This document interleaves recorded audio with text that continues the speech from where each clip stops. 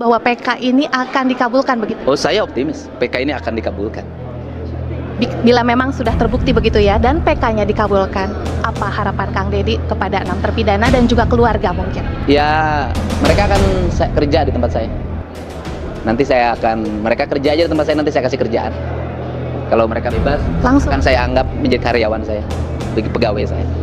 Jadi setelah ke-6 terpidana ini, jika nanti PK-nya dikabulkan dan terbebas, Kang Mereka Deddy kerja di tempat saya. Saya gaji tiap bulan, biar dia menjadi pribadi yang paripurna.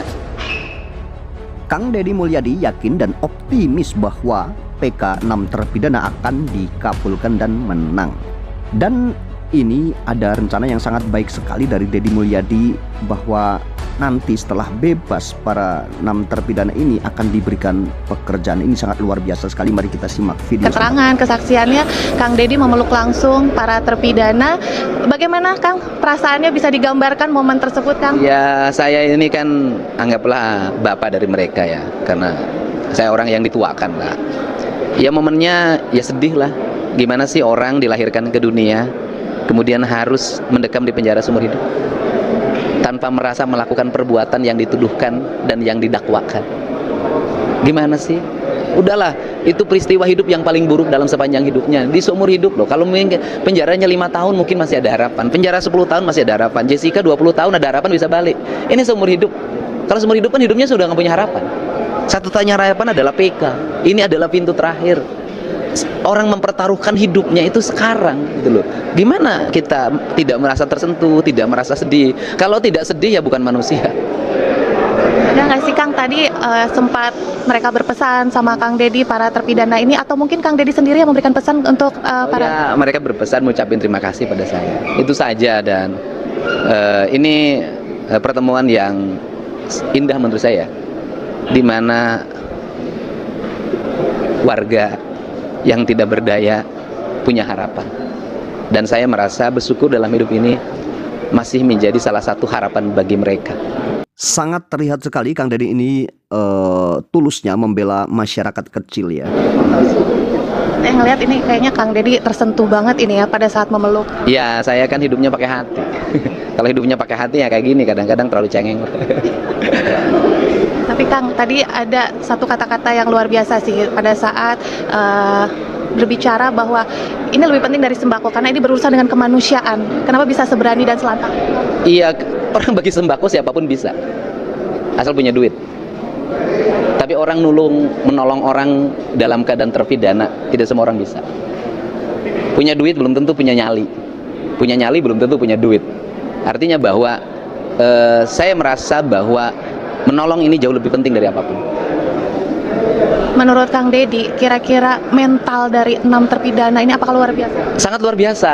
Pertanyaan, siapa sih yang kuat dituduh melakukan pembunuhan dan perbuatan asusila dengan vonis seumur hidup? Siapa yang kuat? Untung nggak bunuh diri juga mereka. Ya kan, artinya bahwa mereka itu termasuk orang yang teruji secara keimanan, orang yang teruji dari sisi aspek psikologinya hidupnya. Untung tidak gila juga. Ini kan mudah-mudahan lah mereka pada akhirnya bisa bebas dengan nanti Hakim Mahkamah Agung memutuskan.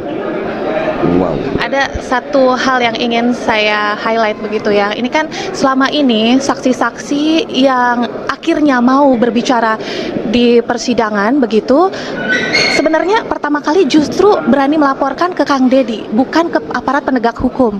Nah, latar belakangnya Kang Deddy sebagai seorang politikus, bahkan pernah menjadi pejabat publik dan sempat duduk juga sebagai anggota DPR. Bagaimana Kang melihat fenomena yang sebenarnya ini, ya gimana ya kalau misalnya bisa dibicarakan, luar biasa sebenarnya. Ya kan begini.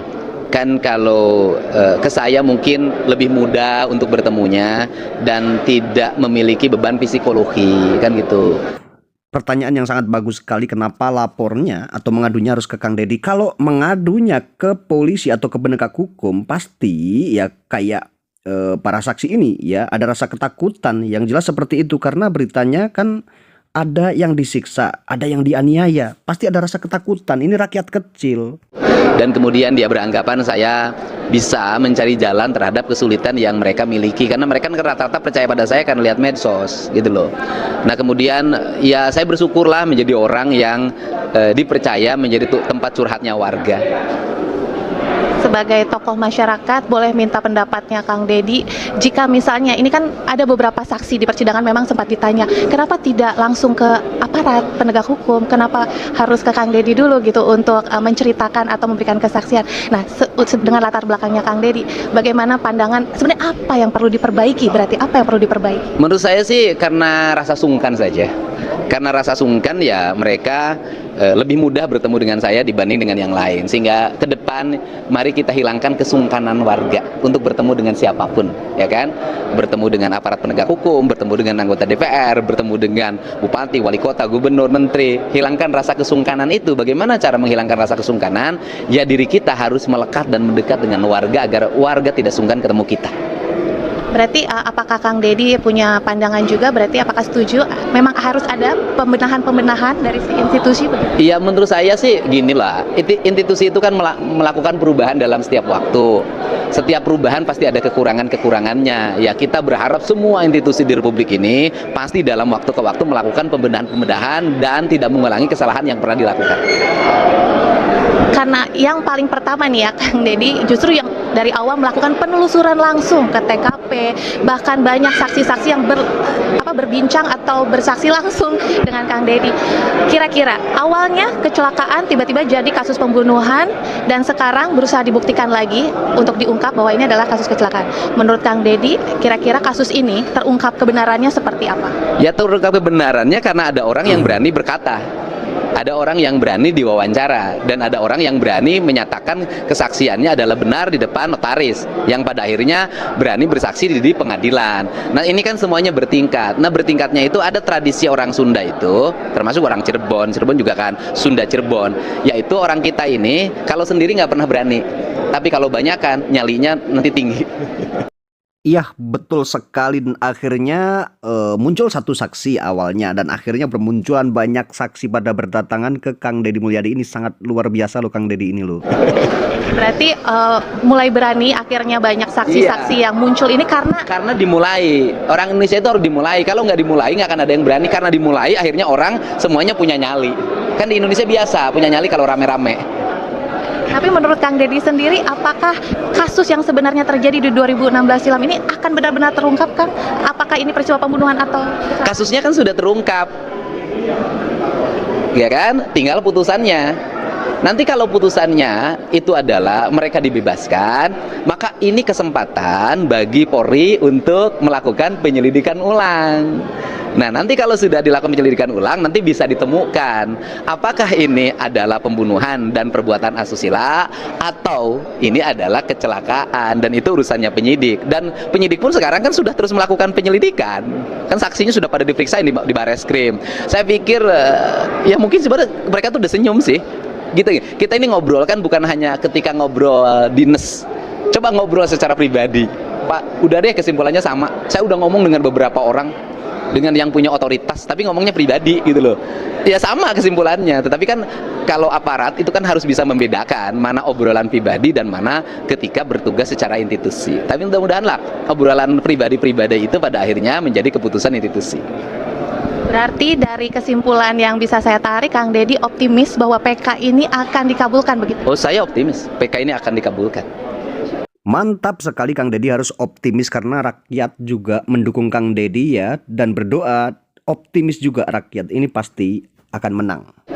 Dan memang nantinya akan terungkap, akan diungkapkan kebenarannya bahwa memang kasus atau kejadian sebenarnya adalah peristiwa kecelakaan, bukanlah pembunuhan maupun apalagi pemerkosaan. Iya, ya kan itu nanti kalau vonisnya bebas, maka polisi bisa melakukan penyelidikan ulang terhadap kasus itu. Nanti dari penyelidikan ulang bisa disimpulkan apakah pembunuhan atau kecelakaan tunggal. Untuk misalnya, bila memang sudah terbukti begitu ya, dan PK-nya dikabulkan, apa harapan Kang Dedi kepada 6 terpidana dan juga keluarga mungkin? Ya, mereka akan kerja di tempat saya. Nanti mereka kerja aja di tempat saya, nanti saya kasih kerjaan. Kalau mereka bebas, langsung akan saya anggap menjadi karyawan saya, bagi pegawai saya.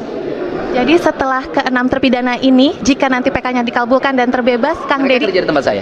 Saya gaji tiap bulan biar dia menjadi pribadi yang paripurna. Wow, sangat luar biasa ya Kang Dedi Mulyadi ini.